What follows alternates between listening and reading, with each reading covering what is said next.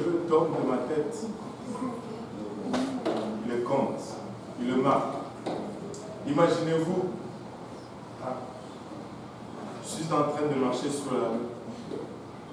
Et là, un de mes cheveux qui est fatigué, bon, je ne sais pas si, mettons parce qu'Emmanuela m'a donné le stress. Là, il y a un de mes cheveux qui, le cerveau chauffe. Un de mes cheveux devient faible. Puis le coup de vent, le petit cheveu tombe. Imaginez-vous ces yeux si grands. Il est là, il dit, ah, peut-être que Dieu donnait à quelqu'un un cheveu. Waouh! Non, c'est pas pour vous, mais moi, ça me dépasse. Un cheveu! Je continue quand même de vivre. Un cheveu sur ta tête. Pas seulement ma tête, mais ta tête aussi. Waouh! Waouh! C'est pas pour vous, mais si ça ne vous encourage pas, je n'ai plus rien d'autre. Battons nos mains pour ça.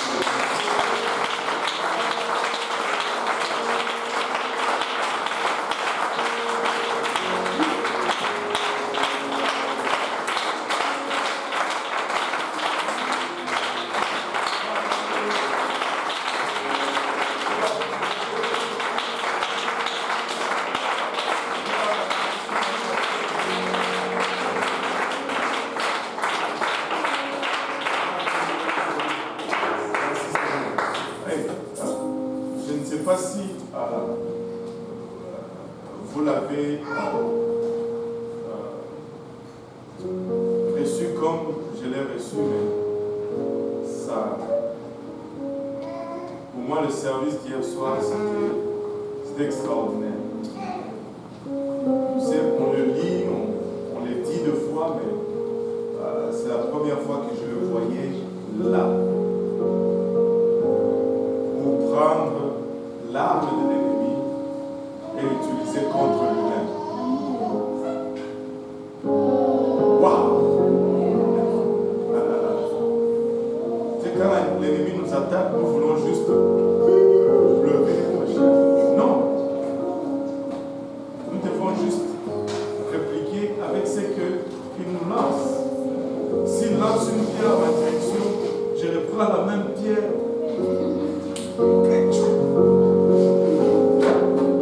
Il parle, je parle.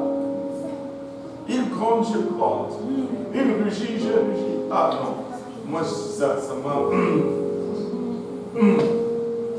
En tout cas, il y aura du bruit. Il y aura du bruit. Amen. Qui a utilisé l'arme de l'ennemi contre lui-même depuis hier? Vous voulez que le pasteur Wagner revienne encore? Come on, guys. On vous donne ce que... Utilisez l'arme de l'ennemi contre lui-même. Il te regarde, tu le regardes. Alléluia. J'ai beaucoup aimé. Nous remercions les Wagner pour la fin de semaine. Pour nous asseoir, bienvenue à tous, à vos visiteurs qui sont là pour la première fois.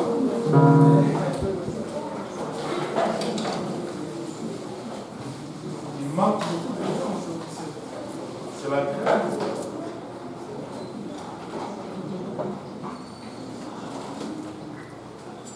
Personne n'est là pour la première fois. Mince. Personne n'est là pour la première fois. Bon. Donc on est là tous des anciens. Donc on peut se parler durement. Il n'y a pas de nouveau pour tempérer.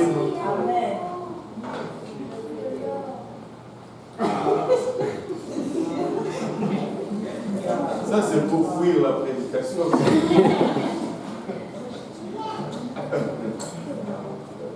Bon. Ok, la fille de l'or est là pour la première fois. C'est Leila. Lilia. Liliane? Non, pas Liliane. Lilia. Pas de haine. Pas de haine.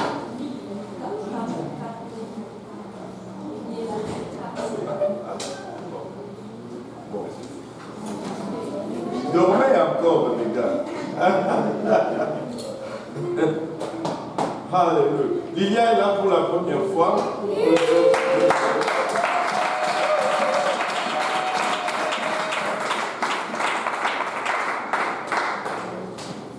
Hey, nous devons être désespérés pour les visiteurs.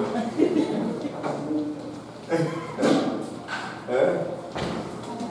Nous sommes tellement désespérés pour les visiteurs. Alléluia. Mais nous sommes contents d'avoir Lilia. Aujourd'hui, nous allons continuer là où nous l'avons laissé, c'est-à-dire Josué amène encore une fois le peuple à la terre, à la porte de la terre promise. Et là, au lieu d'envoyer 12 espions, fort de l'expérience de 40 ans plus tôt, il se dit, pas 12 espions cette fois-ci, on va en envoyer seulement 2. Parce que s'il y en a un qui flanche, l'autre tient au moins. Donc on a 50-50. Et j'aime Josué. Josué, c'est un des types au fait de Jésus-Christ dans la Bible. C'est un personnage très riche et très, très intéressant de voir la progression de Josué. Il était proche de Moïse, mais en même temps, il ne se gênait pas pour faire le travail de trancher. On peut apprendre une forte leçon dans la vie de Josué dans ce simple fait. Ce simple fait nous donne une grande leçon dans la vie de Josué. À chaque fois qu'il y avait bataille, Josué n'hésitait jamais pour aller faire le sale boulot. C'est-à-dire, il s'est retrouvé toujours dans la vallée en train de combattre là où c'était le plus chaud. L'illustration ou l'exemple que j'ai toujours donné, c'est que quand Moïse devait combattre les Amalécites, il est monté sur la colline et Dieu lui dit, monte sur la colline et tu pries. Là, il était sur la colline, il avait le bâton dans la main et il levait le bras, il priait. Et aussi longtemps que ses bras étaient levés, Israël gagnait la bataille dans la vallée. Mais quand ses bras s'est fatigué et que ses bras tombaient, Israël perdait la bataille dans la vallée. Notre bataille dépend de la position de main du leadership. Amen. Et quand ses bras se sont fatigués, il y avait combien de personnes à côté de lui? 2 personnes, vous êtes sûr? Sûr. Vous êtes sûr qu'il y avait 2? Oui? Mais pourquoi vous commencez à murmurer? Dites-moi oui si vous êtes sûr. Vous êtes sûr qu'il y avait 2? Oui. Ben, bien sûr, il y avait 2.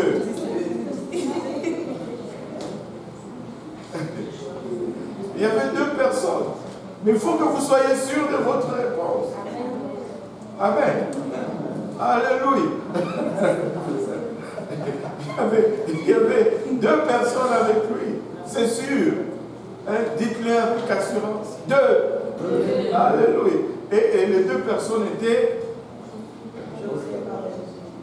Non. Hur et... Aaron et Hur. Bon, voilà. Là, vous n'êtes plus sûr. Là. Il y avait Aaron et Hur à côté de lui. Et pendant que les bras de Moïse se fatiguaient, ils ont mis une pierre, ils ont assis Moïse dessus et ils ont tenu les mains de Moïse pour que les mains restent levées vers le ciel. Maintenant, la leçon que je veux qu'on tire là-dedans, c'est que quand on se trouve à la porte de la frontière, à la porte de Canaan, je veux dire, ce n'est ni Aaron, ni Hur qui succèdent à Moïse. C'est plutôt Josué qui était dans la vallée en train de se battre. C'est plutôt Josué qui dirigeait la bataille dans la vallée qui a succédé à Moïse. Amen. Amen. Vous savez, nous aimons être sur la montagne. Nous aimons l'expérience du sommet de la montagne, où nous sommes avec le Seigneur et là, sa gloire resplendit. Mais le sommet de la montagne, rien ne pousse au sommet de la montagne. Rien ne grandit au sommet de la montagne. Au sommet de la montagne, très souvent, tu trouves des cailloux, des pierres. Parce qu'avec la pluie, la bonne terre descend toujours dans la vallée.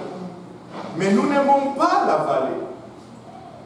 Et quand nous regardons la vallée, la seule chose qui nous vient en tête, c'est la vallée de l'ombre de la mort. Amen. Oh Seigneur, sors-moi de cette vallée. Mais c'est dans la vallée que les choses poussent. C'est dans la vallée que les choses grandissent. C'est dans la vallée qu'on trouve la terre fertile. Donc, oui, l'expérience de la vallée n'est pas toujours une bonne expérience, mais c'est là qu'on grandit. C'est dans la vallée où on trouve la bagarre. C'est dans la vallée où on trouve l'oppression. C'est dans la vallée où on trouve l'opposition. Mais c'est la place où aussi se trouve notre croissance. Josué était dans la vallée en train de conduire le peuple, en train de se battre là où il y a l'opposition, là où il y a le danger. Mais c'est ça qui a fait qu'il a grandi en position de leadership par la suite. Amen. Amen. Alléluia. J'aime Josué. J'aime Josué. Regardez, quand il prend, il y a une autre leçon qu'on va prendre de Josué. Ça, c'est quelque chose sur lequel le Seigneur m'avait parlé dans mes débuts. Regardez Josué, le tout premier chapitre.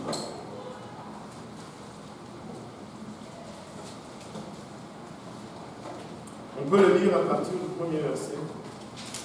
Après la mort de Moïse, serviteur de l'Éternel, l'Éternel dit à Josué, fils de Nun, serviteur de Moïse. Moïse, mon serviteur, est mort. Maintenant, lève-toi, passe ce Jourdain, toi et tout ce peuple, pour entrer dans le pays que je donne aux enfants d'Israël. Tout lieu que florera la plante de votre pied, je vous le donne, comme je l'ai dit à Moïse. Waouh! Il dit que tout lieu florera la plante de vos pieds, je vous le donne, comme je l'ai dit à Moïse. Comme je l'ai dit à Moïse. Maintenant, nous aimons réclamer cette promesse. Mais nous n'aimons pas voir toutes les implications de cette promesse. Et des fois, nous chantons, et c'est valable, que waouh, je mets mon pied, ça m'appartient, et nous le dansons même. Mais sans une autre implication. Fouler le pied d'un lieu, ce n'est pas seulement mettre son pied et se faire un pédicure là-dessus. Fouler le pied, il y a un sens de conquête. Quand on dit Alexandre le Grand a foulé le sol de l'Afrique, mais ce n'est pas parce qu'il marchait pour se promener. Non, il est là pour le conquérir. Fouler veut dire conquérir. Ça implique une bataille. Oui, bien sûr, Dieu dit, je vous les donne. Mais ça, c'est l'intention de Dieu. Maintenant, qu'est-ce que je vais faire pour posséder cette promesse? Je dois me battre. Amen. Israël a dû se battre pour posséder toutes les promesses que Dieu lui avait données. Sans bataille, pas de promesse. Amen. Amen. Et il dit tout lieu que foulera la plante de votre pied, je vous le donne, comme je l'ai dit à Moïse. On continue verset 4. Vous aurez pour territoire depuis le désert, le Liban, jusqu'au grand fleuve, le fleuve de l'Euphrate, tout le pays des Étiens, et jusqu'à la grande mer vers le soleil couchant. Nul ne tiendra devant toi tant que tu vivras. Je serai avec toi comme j'ai été avec Moïse. Je ne te délaisserai point, je ne t'abandonnerai point. Waouh! Nul ne tiendra devant toi tant que tu vivras. Wow! Quelle promesse! De quoi bomber la poitrine du plus fréluqué des hommes. Nul ne tiendra devant toi. Mais ce n'est pas une promesse. Il fallait que Josué se mette debout et se tienne devant ces gens pour que ces gens ne puissent pas tenir devant lui. Amen. Et quelle promesse extraordinaire. Quelle promesse extraordinaire. Et vous savez, nous pouvons réclamer ces promesses. Nous pouvons aussi réclamer ces promesses. Regardez par la suite. Fortifie-toi et prends courage. Wow. C'est pas bien écrit dans ta Bible. Relis-le un peu. Fortifie-toi et prends courage. Car c'est toi qui mettras ce... Bon, peut-être que sa Bible n'est pas bien écrite. Quelqu'un d'autre peut le lire. Fortifie-toi. Non, attends. Frère Simplice, lis-le un peu dans ta Bible à l'ivoirienne. Fortifie-toi et prends courage. Oh non, sa Bible n'est pas bonne non plus. Là. Qui a une autre Bible là ici? Stéphanie. Fortifie-toi et prends courage. Non. Peut-être les Camerounais, ils sont durs. Oui, Sœur Karine, qu'est-ce que ça dit? Ça dit bien fortifie-toi et prends courage. Mais pourquoi est-ce que nous attendons toujours que quelqu'un vienne nous fortifier?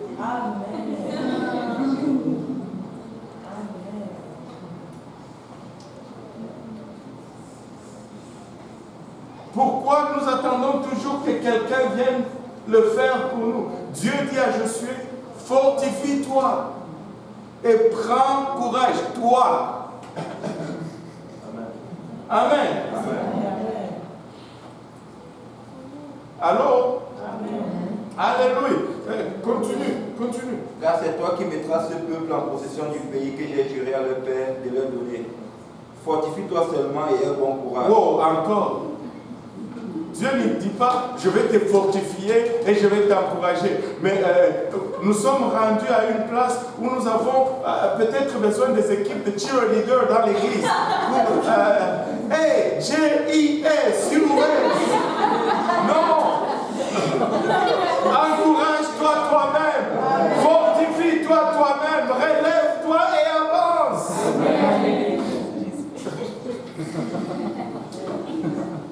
Aide-nous, Seigneur. Il faut toujours ramasser. Fortifie-toi et prends courage. Hey, il y a de ces moments où tu dois juste...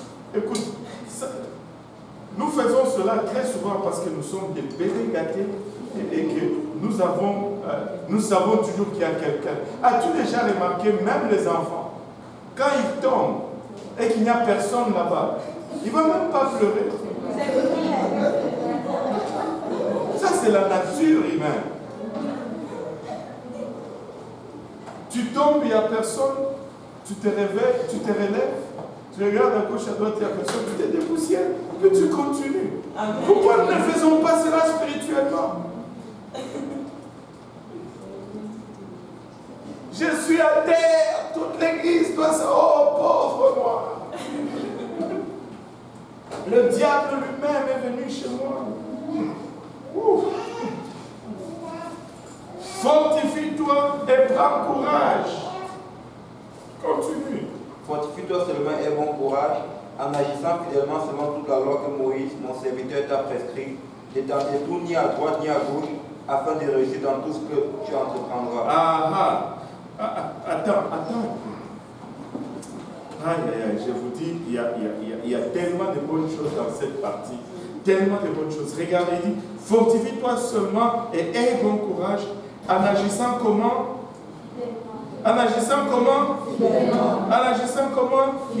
Fidèlement, selon toutes, que tout le monde dise toutes. la loi que Moïse, mon serviteur, t'a prescrite.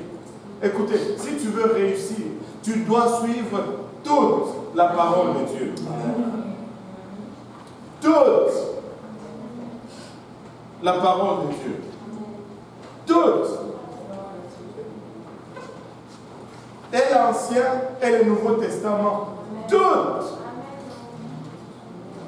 Tu dis, ouais, mais pourquoi l'Ancien Testament? Nous sommes dans le Nouveau Testament. Oui, mais si sans l'Ancien Testament, je ne peux pas avoir l'assurance que j'ai dans le Nouveau Testament. C'est phénoménal de voir comment Dieu n'a rien changé au fait. Quand on dit Dieu est le même hier, aujourd'hui et éternellement, écoutez, il est vraiment le même hier, aujourd'hui et éternellement. On dit la loi, la loi, la loi. Tu peux regarder dans l'Ancien Testament et voir la grâce à l'œuvre comme pas possible. Parce que Dieu est le même hier, aujourd'hui et éternellement. C'est phénoménal de voir comment l'Ancien Testament confirme et miroite le Nouveau Testament. Et c'est ce qui me donne l'assurance que je suis dans la certitude de la vérité. Parce que personne ne peut faire les choses concordées comme ça. Personne. C'est à la virgule près. C'est au point près. C'est à l'accent circonflexe près. Tout ce que vous voulez. Mais extraordinaire. Mais nous devons marcher selon cette Bible. Nous devons vivre selon ces préceptes si nous voulons moindrement réussir dans notre marche. Il dit, ne t'en détourne ni à droite, ni à gauche, afin de réussir dans tout ce que tout le monde dise je. Dans tout ce que tu entreprendras. Dans tout ce que tu entreprendras. Écoutez, nous sommes là toujours à attendre que les choses commencent par elles-mêmes. Et si nous faisons cela, ça ne va jamais commencer. Dieu s'attend que nous entreprenons des choses.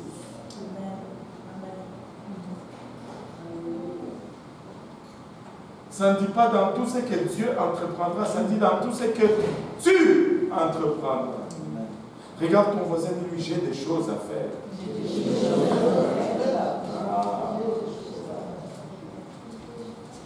Waouh! Waouh! Bon, on continue. Que ce livre de la loi ne s'éloigne point de ta bouche. Médite le jour et nuit pour agir fidèlement selon tout ce qui est écrit. Car c'est alors que tu auras du succès dans tes entreprises. C'est alors que tu réussiras. Que ce livre de la loi ne s'éloigne point de ta bouche.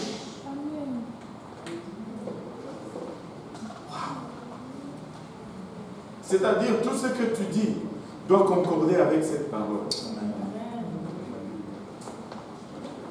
Médite-le jour et nuit. Méditer, ça veut dire quoi? Penser, y réfléchir, poser là-dessus, creuser, manger, régurgiter et le remanger encore. Et c'est ça que ça veut dire méditer. Tu le tournes à gauche, à droite, en haut, en bas, et tu t'assures que c'est ça. Pour toi-même. Et remarquez ici, ça ne dit pas que c'est le pasteur qui le médite pour toi. Amen. Amen. Jour et nuit pour agir fidèlement selon tout ce. Pour agir encore comment? Fidèlement selon certaines choses qui sont écrites selon ton temps. Si nous sommes au XXe siècle, on ne peut pas faire certaines choses. Non, selon tout ce qui est écrit. Car c'est alors que tu auras du succès dans tes entreprises. C'est alors que tu réussiras. Regardez, l'Éternel revient encore à la charge. Et il revient dessus 3 fois dans ce passage. C'est parce que c'est important. Regarde. Ne t'ai-je pas donné cet ordre? Verset 9. Ne t'ai-je pas donné cet ordre? Fortifie-toi et prends courage. Attends. Fortifie-toi. Fortifie-toi. Fortifie-toi et prends courage. Il ne dit pas, je vais te fortifier et je vais te donner du courage. Il dit, fortifie-toi et prends courage. Amen. Amen. Et nous devons apprendre à nous parler nous-mêmes. Amen. Nous devons apprendre à nous prêcher un peu. Amen. Va dans ta salle de bain. Mets-toi devant le miroir et parle-lui parce que c'est ton plus grand ennemi. Tu vas arrêter. Tu vas commencer à prier maintenant. Tu vas commencer à lire cette Bible. Sinon, tu es foutu. Et si tu es foutu, moi aussi je suis foutu. Fait qu'on va arrêter cette affaire et on va se mettre au travail comme il faut.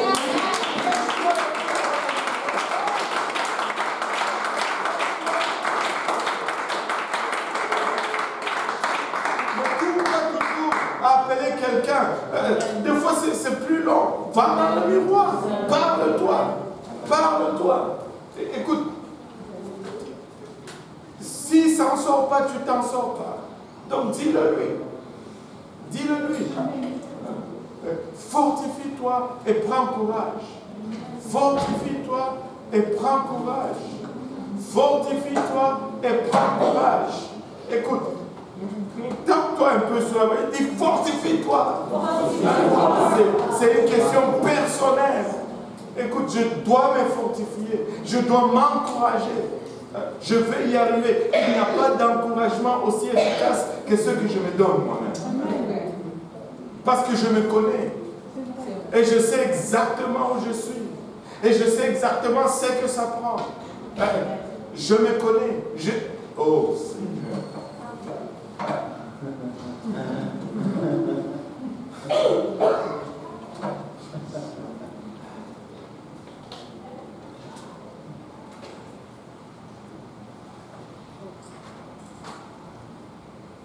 Fortifie-toi et prends courage. Regardez ce qui suit. Ne t'effraie point. Ne t'effraie point. Et ne t'épouvante point. Ne t'épouvante point. Car l'Éternel ton Dieu est avec toi dans tout ce que tu entreprendras. Oh. On pouvait même arrêter la leçon d'aujourd'hui là. N'aie pas peur. Amen. Écoutez, la peur c'est la pire des choses. Parce que la peur, c'est la foi à l'envers. La peur, c'est dire au diable que tu crois qu'il est plus fort que Dieu.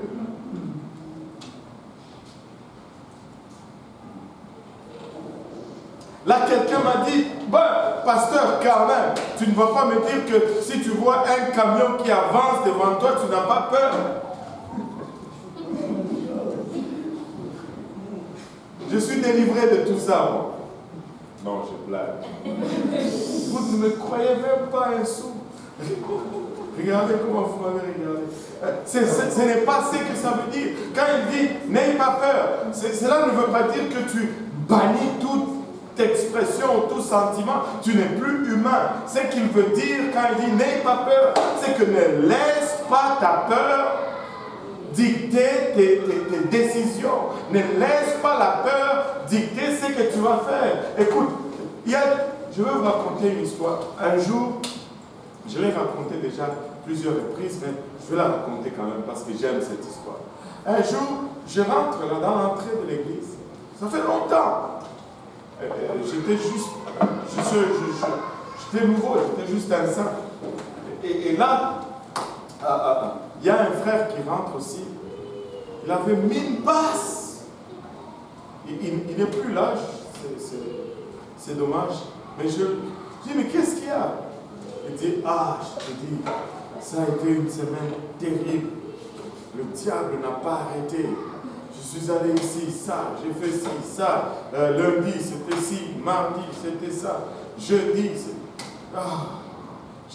Je lui dis, mais attends, relève un peu ta tête. Tu sais, montre que tu es là, ça ne t'affecte pas, marche. Il dit, non, je ne peux pas faire ça. Je dis, mais pourquoi?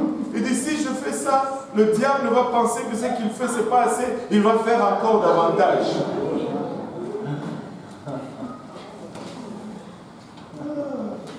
Là, tu ne peux pas avoir une victoire avec eux.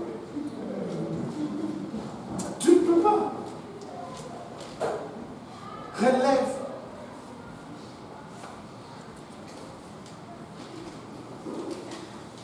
Vous savez, j'ai travaillé à la SPCA. Et cette histoire vraiment d'utiliser l'arme de l'ennemi contre lui-même, ça fonctionne. Quand j'ai travaillé à la SPCA, on avait des appels, des fois pour chiens agressifs et tout ça. Un jour, on m'appelle à Longueuil. Un type est parti, il a laissé son pitbull dans la maison et il est parti pour des jours. Le propriétaire voulait que la maison ne soit pas abîmée. Il appelle la police. La police voit un pitbull agressif, il appelle la SPCA. Et devinez qui était le car à Longueuil cette fois-là.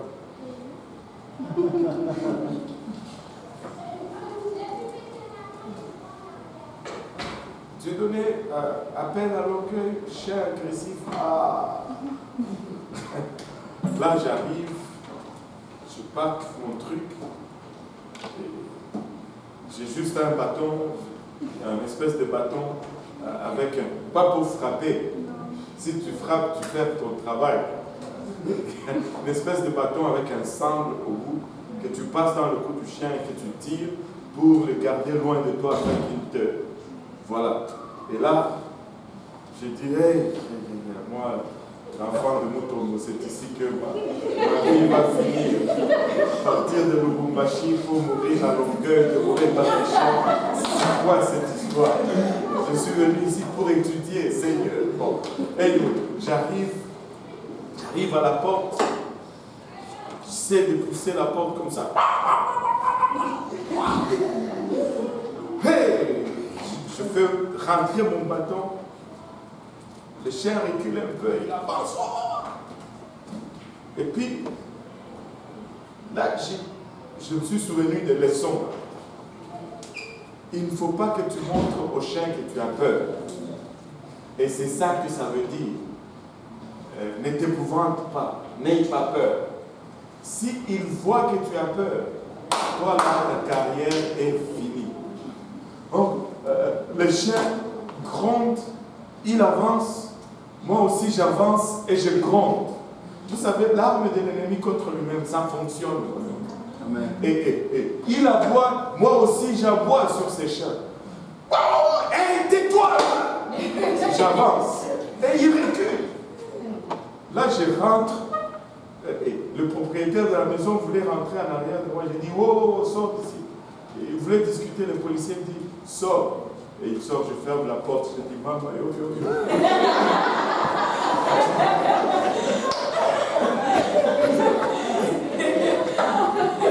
Là, je suis maintenant dans le petit couloir avec le bâton. Le chien, il fait le tour de la salle à manger. Il vient.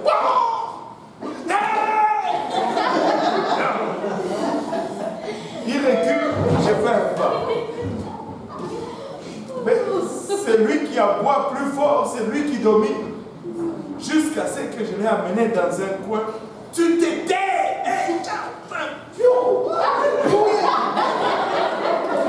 Quand le truc est passé dans son cou que j'ai tiré, ouf, je te dis, mais en dedans de moi, il y avait la peur. L'idée de me faire mordre par un chien ne m'enchante pas. Mais si je vais m'en sortir vivant, il ne faut pas qu'il sache que j'ai peur. Et parce qu'il a vu que je n'avais pas peur, il a reculé.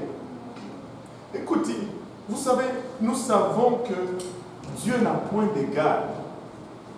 Et que le diable n'est pas l'opposé de Dieu. Le diable est inférieur à Dieu. Dieu l'a créé. Dieu l'a créé. Mais nous avons plus peur du diable que de Dieu. Il est temps qu'au moins les saints de Saint-Laurent disent non, ça s'arrête là. Ça s'arrête là. Et on va bomber la poitrine. On a plus qu'un bâton. On a l'Éternel des armées avec nous. Nous pouvons marcher avec assurance. Nous avons autorité. Nous pouvons exercer cette autorité. Amen. Et laissez-moi vous dire une chose. Et ça, c'est vrai. Regarde ton voisin, dis-lui ce qu'il va dire, c'est vrai. Le diable ne peut rien te faire. Là, tu dis, oh, mais pasteur, attends un peu. Écoutez, si la pire des choses qu'il peut te faire, c'est de te tuer. Et la pire des choses qu'il peut te faire, c'est de te tuer lorsque tu ne connais pas encore Dieu. Tu sais, s'il pouvait te tuer, il allait te tuer longtemps lorsque tu ne connaissais pas Dieu. Et là, tu allais finir avec lui, là où il est. Mais si tu es encore en vie aujourd'hui, ce n'est pas par la grâce du diable, c'est par la grâce de Dieu. Mais nous vivons des fois comme si c'était par la grâce du diable que nous vivons. Mais non! Si ça dépendait que de lui, comme quelqu'un avait dit, tous les autobus, les voitures que nous avons pris pour arriver ici, se seraient embourbés ici au coin de Poirier, au Haut-Payan. On serait tous pris dans des accidents, on aurait tous des corps mutilés et morts. Et il allait se tenir là, voici ce que je fais à ceux qui osent suivre, c'est Jésus. Il allait, s'il pouvait le faire, s'il ne le fait pas, c'est parce que Dieu est au contrôle. Dieu est au contrôle. Dieu est au contrôle. Nous pouvons nous fortifier. Nous pouvons prendre courage. Nous pouvons nous parler à nous-mêmes et nous dire, je vais juste faire comme je suis. Amen. Je veux juste faire comme je suis. Écoute, des fois nous avons des tourments, des rêves, nous avons des sorciers qui viennent nous étrangler la nuit, blablabla. Bla, bla. Est-ce qu'il y a des gens qui vivent des fois des choses comme ça? Les autres, non? Vous savez c'est quoi? C'est de l'intimidation. Parce que s'il pouvait te tuer, tu n'allais pas te réveiller. Tu n'allais pas te réveiller. Ah, si quelqu'un pouvait faire, il m'a eu pour longtemps, mais aujourd'hui c'est fini. Qu'il vienne, je l'attends.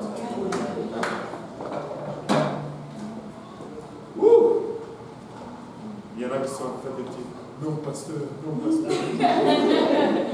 assez déjà, tu attires l'attention sur nous. Il va venir encore.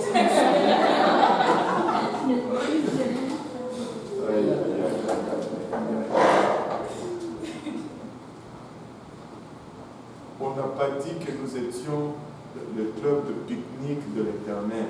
On a dit que nous sommes l'armée de l'Éternel. Et, alléluia. Maintenant, Josué, Dieu lui dit, fortifie-toi et prends courage. Regarde ton voisin, dis-lui, fortifie-toi. Fortifie-toi. Alléluia. Fortifie-toi, tu peux le faire. Tu peux le faire. Tu n'as pas à appeler le frère Simplice chaque nuit. Tu peux le faire. Tu peux prier. Alléluia. Gloire au nom de Jésus. Tu peux prier. Tu as l'autorité. Dieu t'a induit de toute autorité. Le jour que tu t'es fait baptiser au nom de Jésus-Christ, que tu as pris le nom, tu sais, on ne doit juste pas être paresseux. Quand ça vient, tu te lèves, tu dis au nom de Jésus. Je ne sais pas pourquoi je traîne là-dessus aujourd'hui, mais c'est comme si je ne veux pas partir. Cette bataille, écoute, il n'y a pas un débat dans le ciel où les diables, où les anges de Dieu sont en train de lutter avec les démons et le diable est en train de lutter avec Dieu et toi tu dois, je ne sais pas moi, prier pour voir quel camp va gagner. Ce n'est pas du tout comme ça. Ce n'est pas du tout comme ça.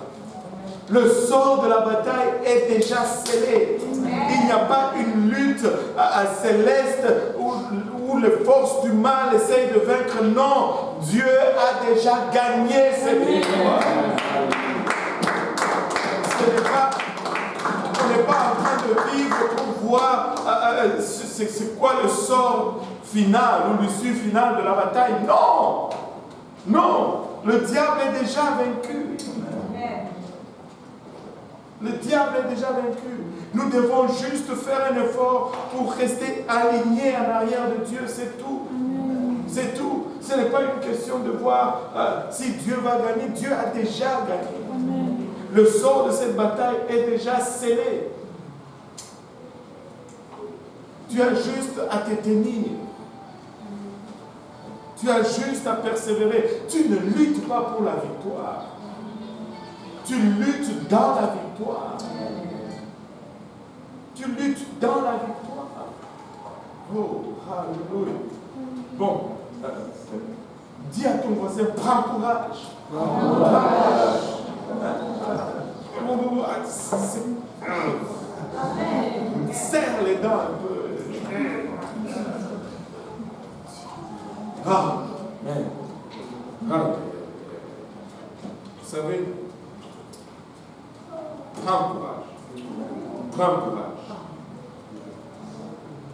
Tu n'es pas vaincu, tu es vainqueur. Ne regarde même pas aux circonstances autour de toi. Prends courage.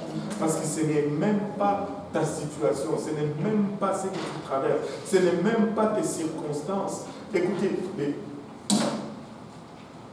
les trois jeunes hébreux, on dit au son des instruments, vous tous, vous vous prosternez et vous adorez la statue. Amen. Et ils disent, nous, on ne se prosterne que pour l'Éternel, notre Dieu.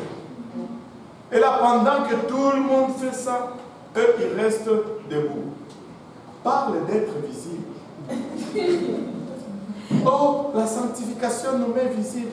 C'est ça le but. Amen. C'est vrai. C'est ça le but. Si tu te tiens pour Dieu, tu vas être visible. Amen. Tu vas être visible. Pendant que tout Babylone est prosterné, il n'y en a que 3 qui sont debout. Tu pouvais les voir de loin. Tu pouvais les voir de loin. Et là, on dit au roi, il y a quelque chose qui ne va pas. Le roi dit, amenez-les ici. On les amène. Maintenant, c'est quoi votre problème? Au son de la musique, vous ne voulez pas vous prosterner? Bon, parce que je vais vous montrer ma bonté, je vais vous donner une autre chance. On va jouer cette musique. Si vous vous prosternez, on va vous laisser aller. Le diable va toujours essayer de négocier avec vous. Et vous savez qu'est-ce qu'ils ont répondu? C'est pas la peine, tu peux épargner la fatigue à tes musiciens. Même si tu jouais maintenant, nous n'allons pas nous prosterner. Parle de courage. Tu penses que ces jeunes aimaient la mort? Non. Tu penses que ces jeunes étaient enchantés de l'idée d'être jetés dans la fournaise? Non. Mais ils n'ont pas laissé cette peur dicter leur réponse.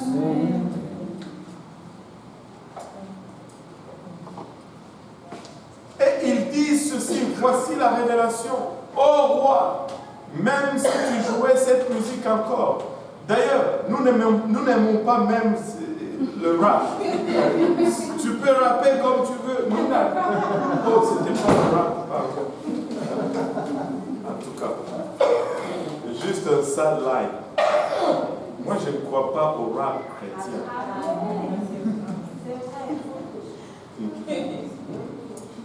Au rock chrétien. Ça ne passe pas. Parce que la musique, c'est puissant. Avez-vous remarqué différents esprits, différents rythmes? Différents rythmes. Et nous, on ne va pas rentrer là-dedans. Nous, cette musique, tu peux la jouer comme tu veux. Nous, on ne va même pas se prosterner. C'est peine perdue. Tu nous offres peut-être une chance, mais tu peux épargner le travail à tes musiciens. Et le roi dit, mais qu'est-ce qu'ils disent? Nous savons que notre Dieu va nous délivrer de ta main. Et quand nous voyons cela, nous voyons toujours dans un sens. Nous voyons qu'une éclair, il n'y a pas de nuage, mais une éclair sort du ciel et foudroie le roi, et le roi tombe calciné. Et là, on dit, wow, Dieu nous a délivrés. Ce n'est pas seulement comme ça que Dieu délivre. Il dit, il peut nous délivrer, il va nous délivrer de ta main. Et même si tu nous jetais dans la fournaise et qu'il ne nous délivre pas, nous brûlons. Mais nous sommes sortis. Si nous brûlons dans cette fournaise, c'est fini, tu n'as plus aucun mot sur nous. Nous sommes partis pour être avec lui. Ils ont vu même le fait d'être brûlés dans cette fournaise comme une délivrance de la part de Dieu. Mais nous n'allons jamais le voir comme ça. Si nous voyons cela, nous allons dire, oh, Dieu a échoué. Qui a dit qu'il a échoué?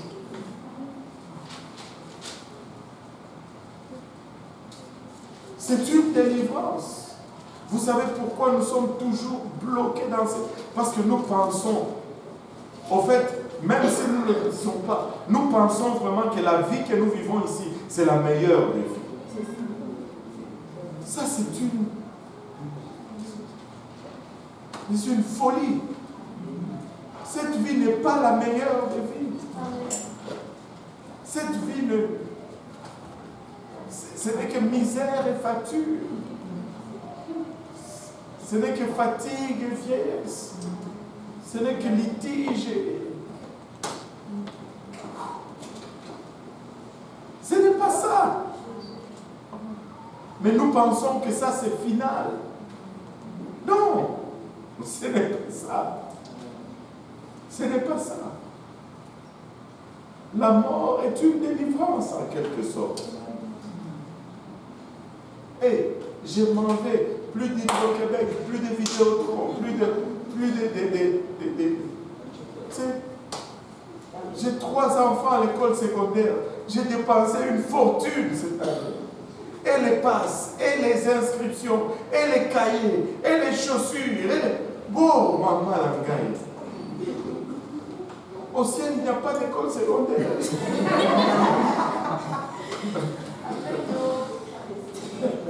Si. Écoutez, je n'ai pas des idées suicidaires, ok? Je suis content de vivre pour Dieu.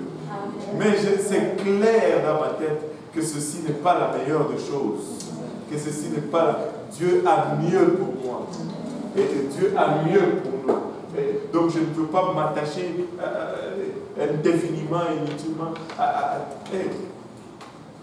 On m'a envoyé une photo aujourd'hui qui m'a fait rire presque toute la journée. Ça disait Jésus revient bientôt, j'espère qu'il revient avant les élections aux États-Unis. Extraordinaire, c'est smart. ça là, c'est tellement à point qu'il revienne avant les élections. Parce que tu regardes les choix qu'on a, tu te dis waouh. Des 350 millions, c'est vraiment les deux seuls capables. Wow. En tout cas, ça fait dur. Ça fait dur. Mais, bon, même, mais si j'étais aux États-Unis, j'allais quand même voter pour Trump au lieu de Hillary. Amen. Et ça, c'est juste moi, mais je le dis tout haut. Mais non, qu'est-ce qu'il y avait comme question là-bas? En fait, j'avais remarqué que pour l'histoire des Daniel... Tu peux parler fort? J'avais remarqué que pour l'histoire des Israélites, Daniel, oui. Ils n'étaient pas les seuls Israélites. Donc, c'est-à-dire que parmi ceux qui se sont prosternés, il y avait d'autres Israélites qui se sont prosternés et eux, ils étaient les seuls Israélites qui ne s'étaient pas prosternés. Ben, c'est clair que c'est le seul dont la Bible parle. S'il y a eu d'autres histoires, peut-être que la Bible ne les mentionne pas, parce que la Bible ne mentionne pas tout, mais à ma connaissance, c'est le seul. Maintenant, est-ce qu'il y a eu d'autres Israélites qui ne se sont pas prosternés? Peut-être. Ouais, d'autres qui se sont prosternés, ouais, peut-être, il y en a toujours. Comme aujourd'hui dans l'Église, Il y en a toujours qui se prosternent au monde. Non. Mais non. Bon, on vit avec. On prie fort pour qu'il se relève parce que, voilà. Oui, frère Séchen. Non, mais c'est tu sais, quand tu as dit que même si les gens brûlaient, Dieu il allait délivrer et il allait au ciel. Oui. Mais est-ce que c'est pareil pour si tu priais pour un examen et tu échoues l'examen, mais Dieu va donner quelque chose de mieux?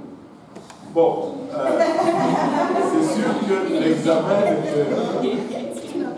c'est sûr que l'examen ne met pas fin à ta vie. Tu dois continuer à vivre quand même. Mais le fait d'être brûlé, quand on dit que tu es brûlé, tu es mort, et même les 3 jeunes hébreux, ils font référence. Ils se disent, même si on meurt, cela ne veut pas dire que notre Dieu a échoué. Parce que si on meurt, on est totalement hors de ton pouvoir.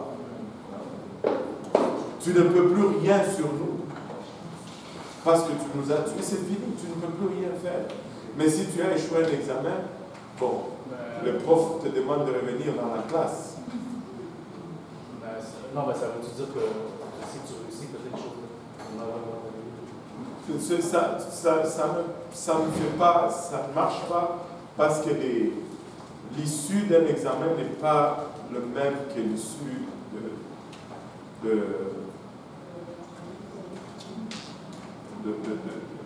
quelqu'un qui est brûlé. C'est incomparable. Tu ne peux pas faire cette analogie. Parce que la mort, c'est final. L'examen, ce n'est pas final. L'examen, ce n'est pas final. Tu peux toujours faire un autre examen. Même si on te chasse du programme, tu peux toujours t'inscrire dans un autre programme et faire un autre examen dans l'autre programme. Amen. Tu as encore d'autres options. Mais pour le mort, il n'y a plus d'options.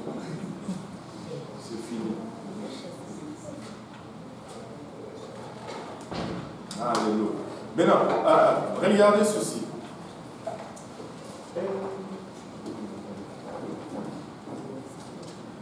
Josué 2. Josué, fils de Nun, fit partir secrètement de Sittim 2 espions en leur disant: Allez examiner le pays et en particulier Jéricho. Ils partirent et ils arrivèrent dans la maison d'une prostituée qui se nommait Rahab et ils y couchèrent. On dit au roi de Jéricho: Voici, des hommes d'entre les enfants d'Israël sont arrivés ici cette nuit pour explorer le pays. Le roi de Jéricho envoya dire à Rahab: Fais sortir les hommes qui sont venus chez toi, qui sont entrés dans ta maison, car c'est pour explorer tout le pays qu'ils sont venus. La femme prit les 2 hommes et les cacha. Et elle dit: Il est vrai que ces hommes sont arrivés chez moi, mais je ne savais pas d'où ils étaient. Et comme la porte a dû se fermer de nuit, ces hommes sont sortis. J'ignore où ils sont allés. Hâtez-vous de les poursuivre et vous les atteindrez. Elle les avait fait monter sur le toit et les avait cachés sous des tiges de lin qu'elle avait arrangées sur le toit. Ces gens les poursuivirent par le chemin qui mène au gué du Jourdain et on ferma la porte après qu'ils furent sortis. Après qu'ils furent sortis, waouh! Attendez un peu. Il y a quelque chose que j'ai oublié de mentionner. Maintenant, regardez. Dans le chapitre 1, Josué commence à parler au peuple, mais regardez ce que le peuple lui dit.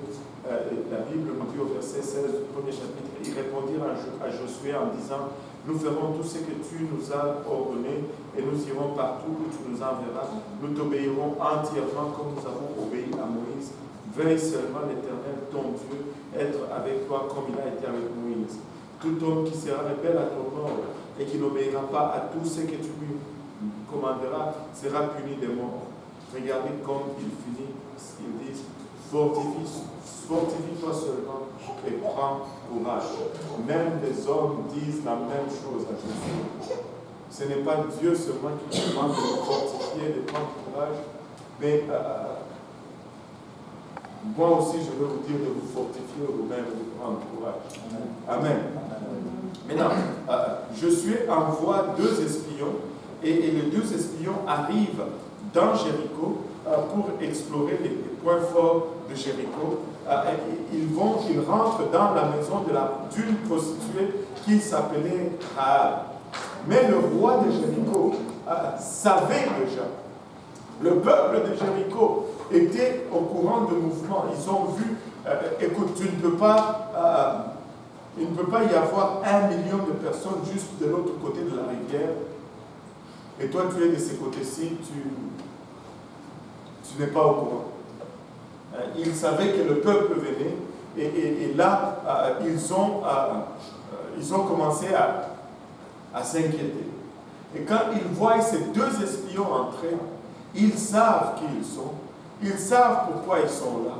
Et le roi de Jéricho est averti, mais ces espions vont à la maison de Rahab, la prostituée. Elle était prostituée, c'était son métier. Maintenant, quand ils arrivent là-bas, les gens de la ville vont voir le roi et le roi dit, allez les amener ici. Et ces gens vont chez Rahab, frappent à la porte, et Rahab fait sortir les 2. Ce sont des espions, ce ne sont pas juste des gens réguliers, des touristes, ce sont des espions. Ils sont venus pour explorer le pays et voir le point faible. Fais-les sortir. Rahab, avant que ces gens ne viennent, fait monter ces espions sur le toit et les cache sous des tiges de lin. Et elle dit aux gens du roi, mais oui, ces gens sont venus ici, mais ils sont sortis avant qu'on ne ferme les portes de la ville, parce que Jéricho était une ville emmurée comme les villes de l'époque. Et ça, c'était pour se protéger des attaques des ennemis. Et à une certaine heure, on fermait les portes de la ville. Ce n'est pas seulement une maison clôturée, mais toute la ville est clôturée. Et on ferme les portes pour éviter que les ennemis ne viennent surprendre les gens quand ils sont endormis. Il dit que ces gens sont sortis avant qu'on ne ferme les portes. Suivez-les, vous allez les rattraper. Et les envoyés du roi sortent et partent à la poursuite des 2 espions et en fermant la porte après qu'ils furent sortis.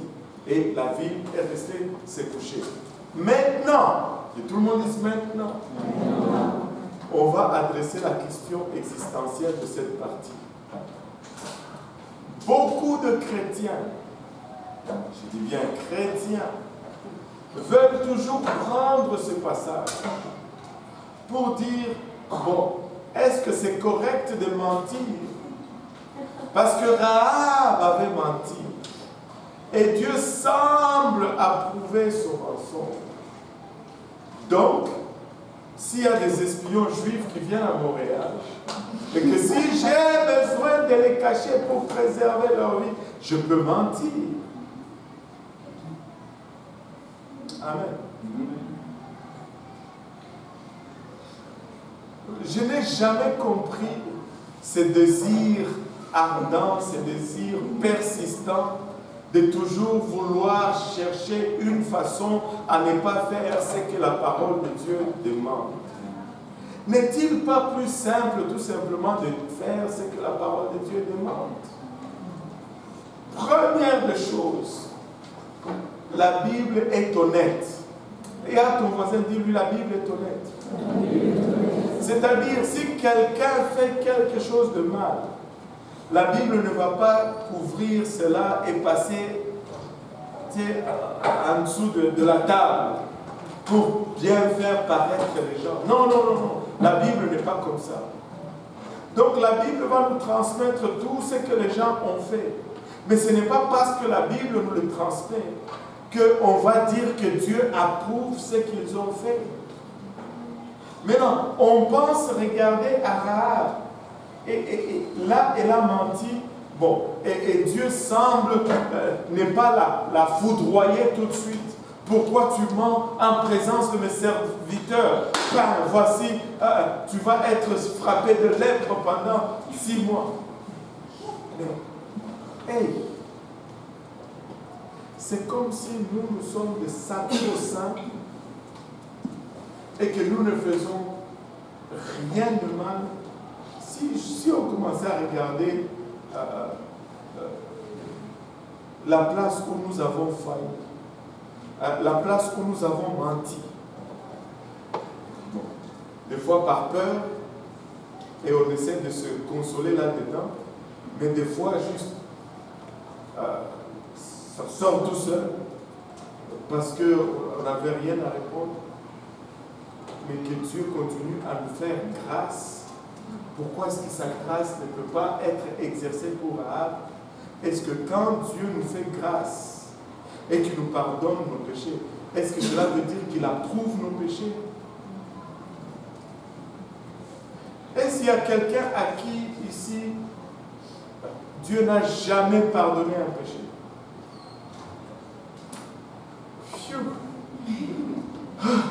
Au moins on est tous honnêtes.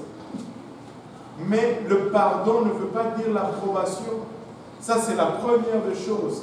Deuxième des choses, Rahab n'était pas chrétienne. Elle était prostituée pour l'amour du ciel. Elle faisait pire déjà au départ que le mensonge qu'elle venait de faire. Alors, on ne peut pas nullement prendre cela comme référence pour dire que bon, maintenant il y a des situations où on peut mentir. À moins qu'on vive dans les péchés, qu'on ne sert pas Dieu, là on est pécheur. Et vous savez qu'est-ce que les pécheurs font? Ils pêchent. Mais si tu te dis que tu es un enfant de Dieu, tu n'es pas pécheur.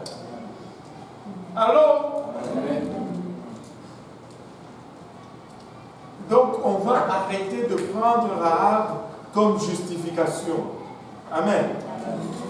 On va arrêter de prendre Rahab comme excuse. Nous devons tout simplement marcher dans la volonté de Dieu. Tout simplement. Il y a beaucoup qui sourient. Amen. Il y a 5 personnes qui sourient. Alléluia. Nous avons le roi David, vous n'avez pas le droit de sourire. Ok, Wow. Merci. Où est-ce que l'éternel? Ça va comme laisse-moi continuer l'étude parce qu'on est sur un point important. Donc, tu t'assois et tu t'étais tout simplement. Comme ça, l'étude continue. Amen. Alléluia. Maintenant, ce n'est pas. On ne peut pas prendre la vie d'un pécheur pour excuser un péché. Amen. Amen. Amen. Donc, le mensonge de Rahab n'est pas une justification pour un péché circonstanciel. Un péché reste un péché. Amen.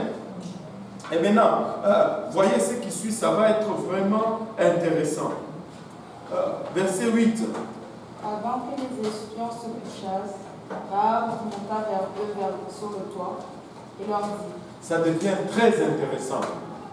L'Éternel, je le sais, vous a donné ce pays. L'Éternel, je le sais, vous a donné ce pays. La terreur que vous inspirez nous a saisis. La terreur que vous inspirez, non seulement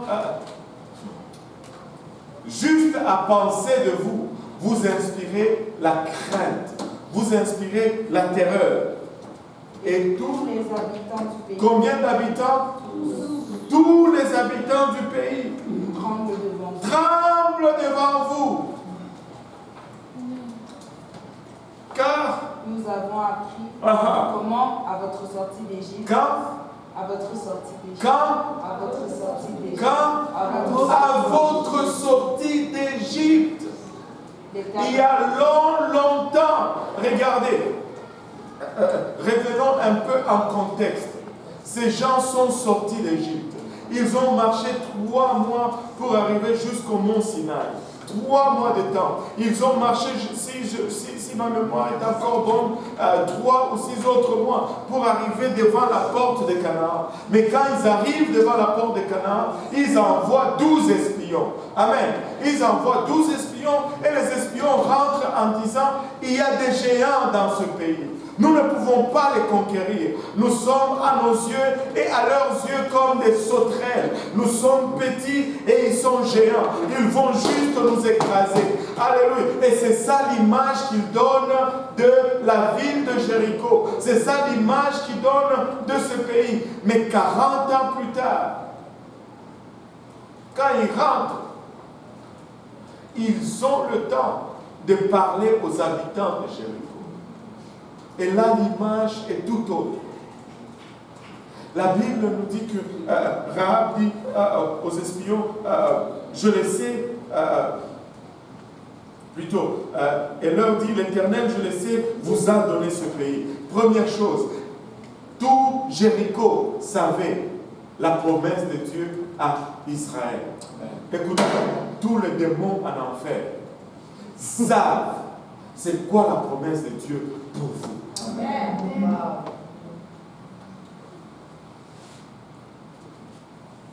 Et la terreur que vous inspirez nous a saisis. Alors qu'ils ont reculé. Mais l'ennemi devant qui ils ont reculé était lui-même en train de trembler dans ses culottes. Il dit, la terreur que vous inspirez nous a saisis. Et tous les habitants du pays tremblent devant vous. Car nous avons appris, pas maintenant, 40 ans plus tard, non, à votre sortie d'Égypte, Israël a reculé devant un ennemi qui était déjà prêt à abandonner. Et combien de fois nous reculons devant des situations que Dieu a déjà vaincues pour nous. Combien de fois nous abdiquons devant des cas qui sont déjà gagnés pour nous. Combien de fois nous tremblons pour des feuilles mortes qui tombent dans l'arbre.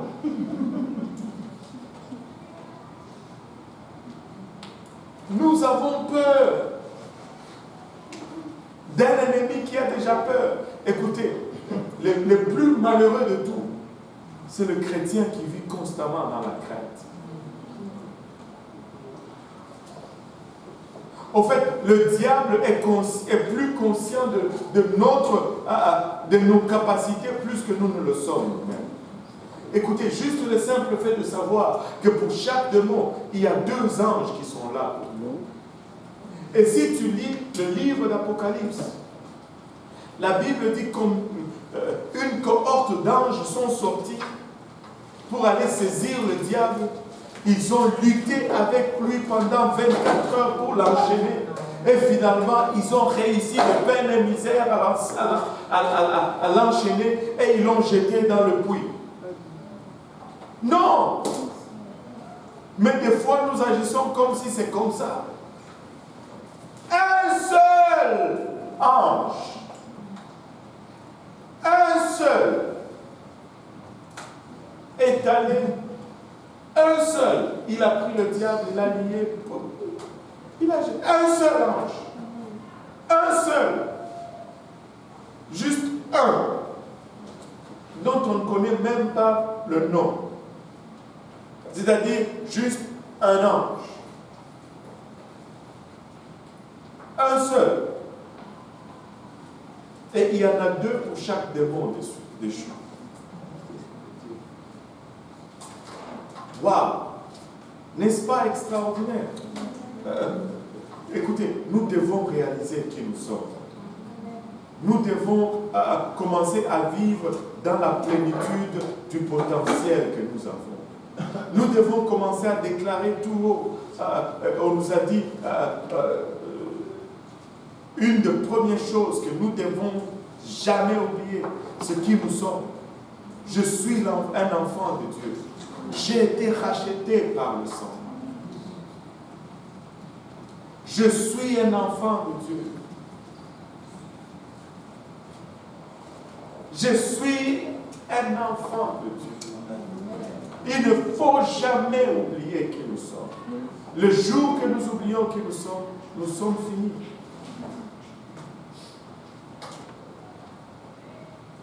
Hey, tu es le fils du Très-Haut ou la fille du Très-Haut. Tu es l'objet de son affection. Tu es la prunelle de son œil.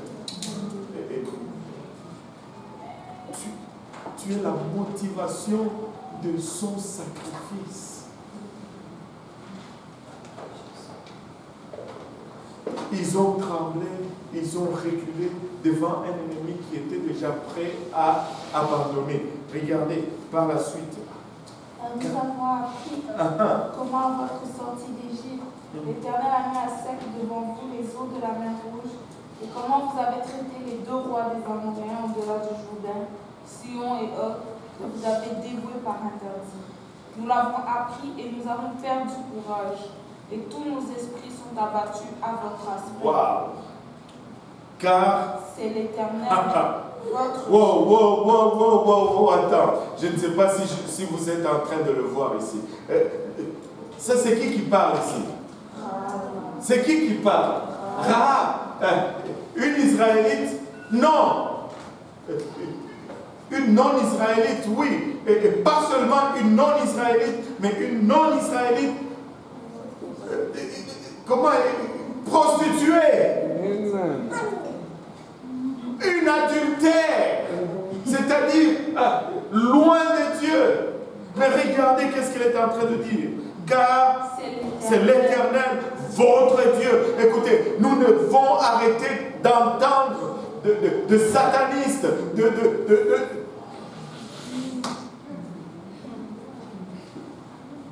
déclarer la grandeur de notre Dieu. Qu'est-ce que nous sommes en train de voir? Nous sommes en train de voir un service de louange d'une païenne, un service de louange d'une prostituée, un service de louange de quelqu'un qui n'est même pas dans la promesse. Ah, écoutez, elle dit, car c'est l'Éternel, votre Dieu, qui est Dieu en haut. Continue, maman. Qui est Dieu? Je suis juste trop excité là. Dieu en haut dans les cieux et en bas sur la terre. Il est Dieu en haut dans les cieux et en bas sur la terre. Des fois, nous chrétiens, nous vivons comme si Dieu était juste un Dieu dans le ciel. Mais lorsqu'on est sur la terre, il ne peut rien faire. Et même les païens savent que c'est lui qui est Dieu ici dans ces mondes. Oh, aide-nous, Seigneur, à réaliser qui nous servons. Nous ne pouvons pas laisser les païens avoir une meilleure conception de notre Dieu. Nous ne pouvons pas laisser les païens avoir un meilleur service d'adoration de notre Sauveur. Aide-nous quelqu'un. Aide-nous quelqu'un. Alléluia. Car c'est l'Éternel votre Dieu qui est Dieu en haut dans les cieux et en bas sur la terre. Waouh! Quel service! Ça commence à monter. Quel service de louange! Quelle adoration! Vous savez, je ne sais pas, vous ne le voyez pas. Vous ne le voyez pas. C'est comme si quelqu'un venait chez toi, quelqu'un de dehors. Il dit, en tout cas, ton père, c'est le meilleur père qu'il y ait. Toi-même, tu es là, tu ne réalises même pas.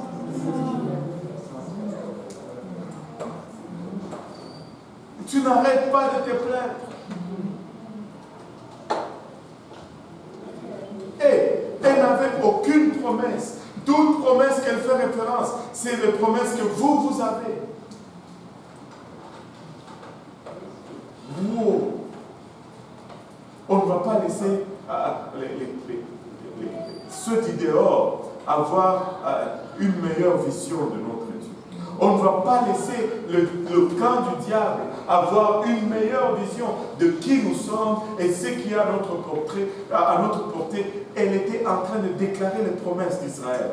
Elle croyait dans les promesses d'Israël plus que Israël croyait dans ses propres promesses. Elle croyait dans le Dieu d'Israël plus que Israël croyait dans son propre Dieu. Et vous savez quoi? Dieu n'est pas indifférent à cela. Dieu n'est pas indifférent à cela. Il n'est pas insensible du tout à cela. Regardez par la suite. Et maintenant, je vous prie, jurez-moi par l'Éternel que vous aurez dans la maison de mon Père la même bonté que j'ai eue pour vous. Donnez-moi l'assurance que vous laisserez vivre mon Père, ma mère, mes frères, mes soeurs et tous ceux qui leur appartiennent et que vous nous sauverez de la mort. Waouh! Et ces hommes lui répondirent, nous sommes prêts à mourir pour vous. Si vous ne divulguez pas ce que ce qui nous concerne, et quand l'Éternel nous donnera le pays, nous agirons envers toi avec bonté et fidélité. Laissez-moi vous remettre un peu encore dans le contexte. Qu'est-ce qui se passe ici? C'est que Rahab est en train de voir Dieu et le monde. Amen. Et elle voit sa famille, elle voit la détresse de sa famille, elle voit la situation de sa famille, et elle fait partir de ce système, de son monde. Mais elle arrive à la réalisation, à la compréhension que son monde ne peut rien faire pour sa famille. Fait qu'elle va faire recours à celui qu'elle reconnaît comme étant le Tout-Puissant. Elle choisit de mettre sa confiance en Dieu plutôt que dans le roi d'Égypte. Non seulement pour elle, mais pour sa famille. Parce qu'elle réalise ce qu'Israël n'a pas réalisé. Que Dieu est Dieu dans le ciel, dans les cieux en haut, et il est aussi Dieu en bas sur la terre, il est aussi Dieu dans Jéricho. Mais combien de fois, très souvent, nous mettons plus notre confiance dans le système de Jéricho, dans le système de ce monde, pour notre famille, au lieu de mettre notre confiance en Dieu pour notre famille. Elle a fait le bon choix. Elle est allée dire à Israël, épargnez ma famille. J'ai choisi mon camp. Rahab a choisi son camp. Elle a choisi d'être avec le Dieu du ciel et de la terre. Et là, on lui promet, on lui dit, ouais. Si tu ne divulgues rien en ce qui nous concerne, nous allons agir envers toi avec bonté et fidélité. On continue, verset 15. Elle les fit descendre avec une corde par la fenêtre, car la maison qu'elle habitait était sur la muraille de la ville. Voici, la maison de Rahab était une maison collée à la muraille. Donc, elle fait descendre les espions par une corde le long du mur, parce que la porte de la ville était déjà fermée. Amen. Elle leur dit, allez du côté de la montagne, de peur que ceux qui vous poursuivent ne vous rencontrent. Cachez-vous là pendant 3 jours, jusqu'à ce qu'ils soient de retour. Après cela, vous suivrez votre chemin. Waouh! Moi, j'ai toujours expliqué ceci comme suite. On va dire, la rivière est ici, Jéricho est là, et les montagnes sont là, et Israël est dans la cuisine. Amen. Et non. Les espions viennent chez Rahab à Jéricho. Non. Ils sont sortis. Poursuivez-les. Ils sortent, ils vont vers la rivière, le Jourdain. Parce que le camp d'Israël était de l'autre côté. Et ils présument que ces gens sont en train de rentrer vers leur camp. Et Rahab dit aux espions, n'allez pas par là. Allez plutôt vers les montagnes, direction contraire. Si vous allez là, vous allez vous croiser. Allez là, attendez combien de jours? 3 jours. Combien de jours? 3 jours. Attendez 3 jours jusqu'à ce qu'ils vont prévenir. Et là, vous pouvez aller tranquillement. 3 jours. Et les espions sont allés dans la montagne. Et vous allez comprendre pourquoi 3 jours. On continue. Cachez-vous là pendant 3 jours jusqu'à ce qu'ils soient de retour. Après cela, vous suivez votre chemin. Ces hommes lui dirent, verset 17. Voici de quelle manière vous serez quitte du serment que tu nous as fait faire. Alors là, ça commence à être dans le détail. À notre entrée dans le pays, attache ce cordon de fil cramoisi à la fenêtre par laquelle tu nous fais descendre et recueille auprès de toi dans la maison ton père, ta mère, tes frères et toute la famille de ton père. Wow, attends un peu. Il dit, à notre retour dans le pays, attache ce cordon par lequel tu nous fais descendre, attache-le. Mais attends, ce cordon était déjà attaché. Parce que même dans la tête des espions, ils pensaient que Rahab n'allait pas le faire tout de suite. Parce qu'ils avaient 3 jours dans la montagne. Il dit, attache ce cordon de fil cramoisi à la fenêtre par lesquelles tu nous fais descendre. Et recueille auprès de toi dans la maison de ton père, ta mère, tes frères, et ainsi de suite. Verset 19. Si quelqu'un d'eux sort de la porte de ta maison pour aller dehors, son sang retombera sur sa tête et nous en serons innocents. Mais si on met la main sur l'un quelconque de ceux qui seront avec toi dans ta maison, son sang retombera sur notre tête. Et si tu divulgues ce qui nous concerne, nous serons quittes du serment que tu nous as fait faire. Elle répondit qu'il en soit selon vos paroles. Elle prit ainsi congé d'eux et ils s'en allèrent. Et elle attacha le cordon de cramoisi à la fenêtre. Elle attacha le cordon de cramoisi à la fenêtre. Waouh! Rahab n'a pas attendu 3 jours. Elle pouvait attendre quoi? 3 jours avant d'attacher ce cordon. Parce qu'elle avait dit à ses espions, allez dans la montagne et cachez-vous-y pendant 3 jours.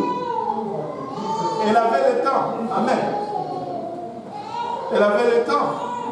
Mais non seulement elle avait 3 jours, mais dans mon livre en nom, je pense qu'elle avait même plus que 3 jours. Le temps que ces gens descendent, retournent dans leur camp, le temps qu'ils donnent leur rapport, qu'Israël commence à s'organiser, qu'il commence à traverser le Jourdain, qu'il commence à venir.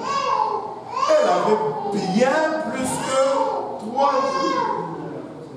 Tu sais,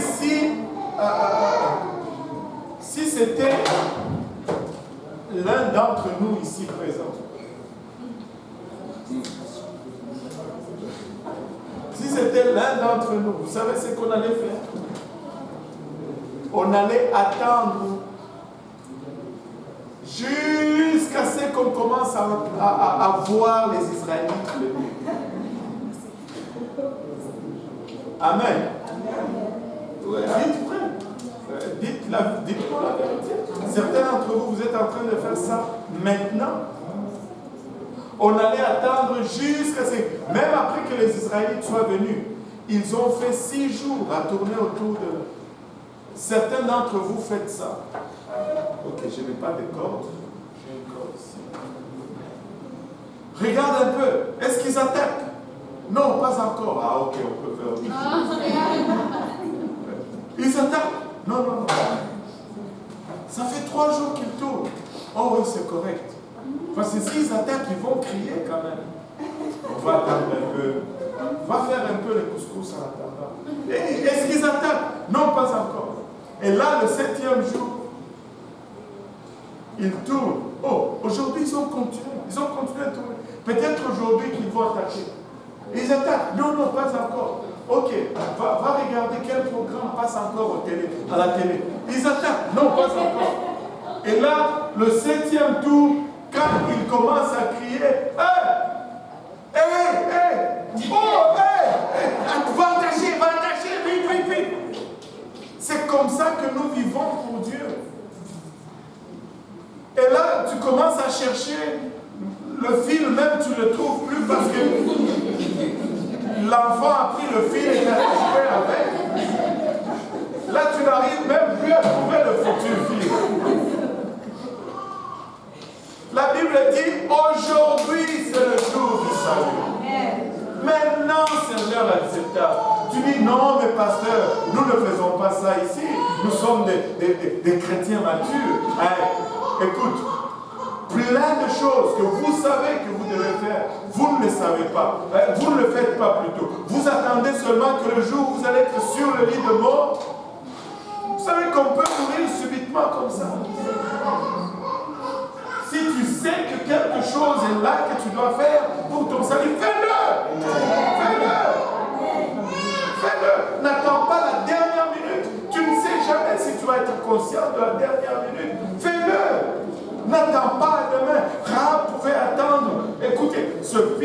cramoisi était son salut, non seulement pour elle, mais pour toute sa maison. Écoute, ta consécration, c'est ton salut, non seulement pour toi, mais pour toute ta maison. Mais tu niaises avec, je veux vivre pour Dieu, ou non. Oh, j'ai encore un peu trop de fans à écouter ça. J'ai encore un peu trop de plaisir à regarder ça. Non! Les gens autour de toi, regarde ta consécration. Si Rahab jouait avec ce fil et qu'elle disait, ah, je ne veux pas l'attacher tout de suite, peut-être demain, peut-être que sa famille n'allait même pas penser que c'était du sérieux. Ils n'allaient peut-être même pas croire à ce qu'elle disait. Vous savez, notre voix la plus forte dans l'évangélisation, c'est notre témoignage. Et vous savez qui observe le plus notre témoignage? Ceux qui nous sont les plus proches. Ils savent ce que vous faites quand vous rentrez à la maison. Ils vous voient sortir et entrer. Et s'ils ne voient pas de changement, oublie ça. Tu ne vas convaincre personne. Personne. Nous devons tout mettre de notre côté. Et ce fil, l'attacher tout de suite. Tout de suite. Qu'est-ce que cela veut dire? C'est que je trouve dans la parole de Dieu que je dois faire, je le fais maintenant. Je n'argumente pas, je n'attends pas quand, je ne sais pas moi, la Chine va lancer la bombe atomique ou quoi que ce soit. Non. Non. Vous savez, on peut mourir même jeune. Amen. On peut mourir subitement même jeune. Aujourd'hui, c'est le jour du salut. Maintenant, c'est l'heure acceptable. Si tu entends sa voix, n'endurcis pas ton cœur. Ce qu'il y a à faire, tu le fais pour Dieu. Tu le fais pour ton salut. Tu attaches cette corde de cramoisi. Écoute, ça semble... On peut... Tu sais, les débats qu'on fait sur toutes les choses que la Bible demande, on peut le faire sur cette corde de cramoisi. Est-ce que c'est vraiment nécessaire que... Qu'est-ce que cette corde fait pour empêcher que la maison de Rahab s'écroule? Parce que la maison de Rahab était au mur. Et les murs de Jéricho sont tombés. Si ce n'est le coin de la maison de Rahab. Maintenant, juste un fil là, qu'est-ce que ça a à voir? C'est même salutaire. Mais le fil. Oui, mais si je regarde un mur, ne peut pas être soutenu par un fil. Fais-le! Dieu le demande, c'est tout. Amen. Ça n'a rien à... Oui, ça n'a rien à voir, mais Dieu le demande. C'est tout. C'est tout. Ça semblait... Écoutez, Rahab avait bien plus de raisons d'argumenter. Un fil à la fenêtre. Ah oui, comment? Juste un fil à la fenêtre, qu'est-ce que ça change? Et pourquoi d'abord un fil de cramoisi rouge?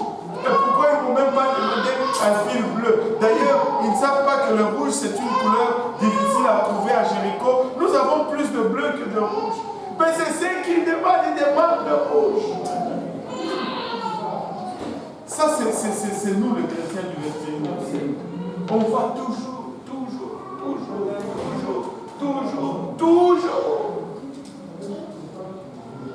L'obéissance vaut mieux que... L'obéissance vaut mieux que le sacrifice. Tu mets seulement le fil. Et elle a mis tout ça. Elle n'a même pas attendu. Regardez, on va le relire encore. Verset 20. Verset 21. Qu'il en soit selon vos paroles. Elle prit ainsi congé d'eux, ils s'en allèrent et elle attacha le cordon de cramoisi à la fenêtre. Tout de suite. Elle n'a pas attendu demain ou après-demain. Elle n'a pas attendu qu'il fasse soleil ou qu'il neige. Elle n'a pas attendu de finir son programme à l'université. Elle a mis tout de suite. Puis s'il y en a qui disent ça, non, je vais d'abord finir mes études là. Bon.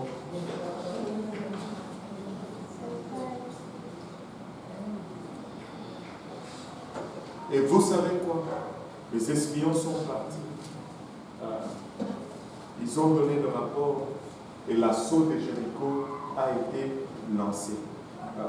Mais Rahab, cette prostituée, écoutez, c'est très important de louer Dieu. Moi,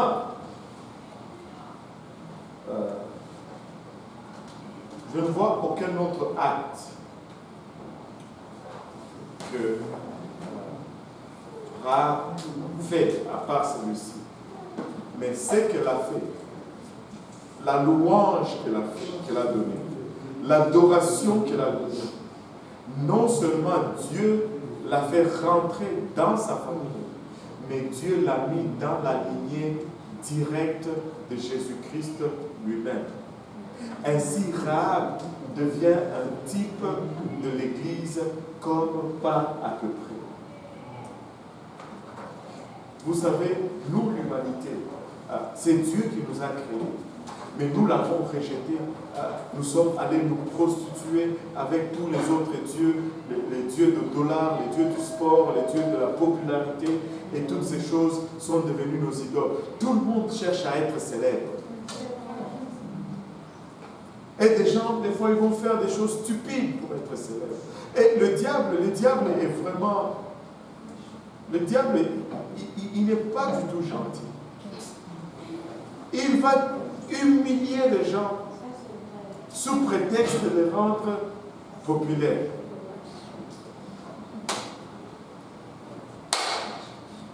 Je n'ai jamais compris. Jamais, alors jamais compris. Anyway. Mais Dieu est là. Si nous choisissons de nous détourner de toute cette idolâtrie et d'adorer le vrai Dieu, il nous met dans sa lignée. Nous devenons membres directs de sa famille. Rahab est arrière-grand-mère de David, qui est l'ancêtre de notre Seigneur Jésus-Christ. Elle devient vraiment la seule femme citée dans la lignée de Jésus-Christ. Païenne. Mais bien sûr, il y a aussi Ruth, la Moabite. Mais écoute, extraordinaire. Extraordinaire. C'est que... qu'est-ce que ça veut dire? Je ne suis pas obligé de mourir dans les conditions dans lesquelles je suis né. Je suis peut-être né esclave, mais je peux mourir prince. Je suis peut-être né rejeté, je peux mourir accepté. Je suis peut-être né païen ou gentil, si vous aimez mieux les termes. Je peux mourir membre du corps du Christ. Je peux changer ma destinée. Et écoutez, tu es peut-être juste à quelques louanges de changer toute ta destinée. Tu es juste peut-être à quelques adorations de changer ta destinée. Et si l'adoration est sincère et honnête, qu'elle émane du fond de ton cœur, elle change ta destinée. Elle change ta destinée. Elle change ta destinée. Si nous pouvons apprendre à l'adorer, si nous pouvons apprendre à l'élouer, sans motif sombre, sans arrière-pensée, juste le reconnaître qu'il change notre destinée.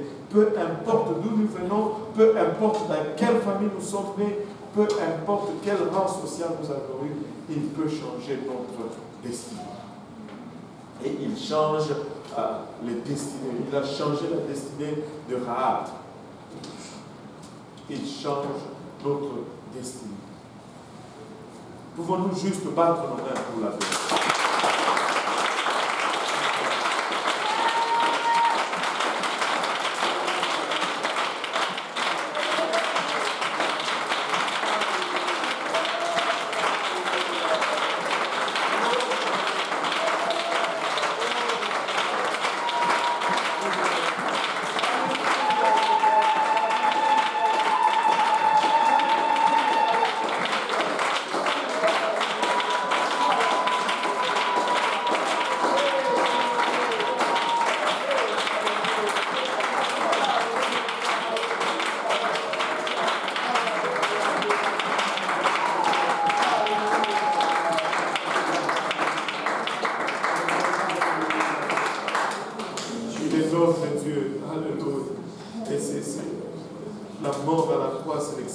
l'expression ultime de son amour vis-à-vis de nous. Il a tout donné pour nous. Nous ne pouvons pas juste lui donner en entier. Ça serait tellement injuste, déséquilibré. Lui, il a tout donné. Il est allé jusqu'au bout. Nous ne pouvons pas répondre autrement à cette haute expression de l'amour que de donner aussi entièrement à lui. Notre futur est entre ses mains. Si nous pouvons vraiment lâcher et lui abandonner cela, il va changer notre destin. Il va changer notre destin. On peut naître quelqu'un de Jéricho. On peut être prostitué, mais finir dans la lignée divine de Jésus-Christ. Dans la lignée divine. L'adoration peut changer notre futur. L'adoration peut changer notre futur. Amen. On va conclure là pour aujourd'hui. Est-ce qu'il y a des questions?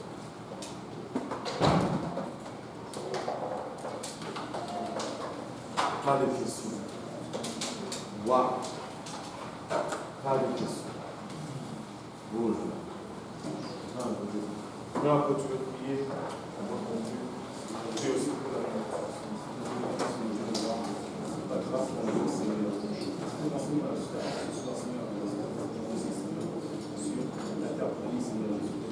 Père, donne la force sur la grâce que nous avons dans la vérité. La vie dans ce présent, la justice, nous donne la sanctification,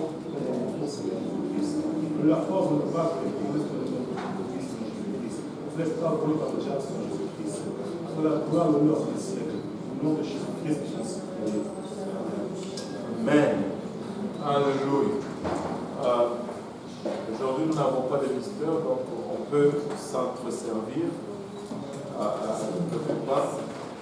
Servez les autres avant vous-même. Amen. C'est ça l'esprit de Christ.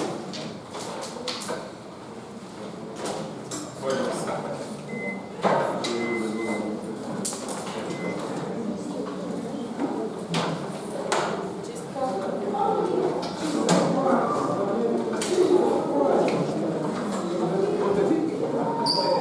Monsieur Kaoui, oui, il va falloir qu'on se parle. Parce que tous ceux qui ne sont pas sincères ici, les vérités. Mais toi, tu peux dire.